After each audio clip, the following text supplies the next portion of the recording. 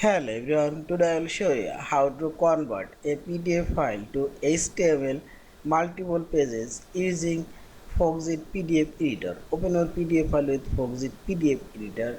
Now select this convert option, this menu bar, and here you will find this HTML option. Click here and select this setting option.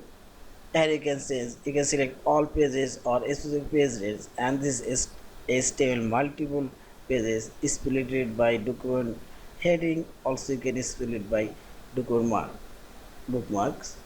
Now select OK and select your save folder where you want to save and select save. Yes, and see this HTML multiple pages now created. Yeah, this is. Thank you for watching. Please subscribe, like, share and comments.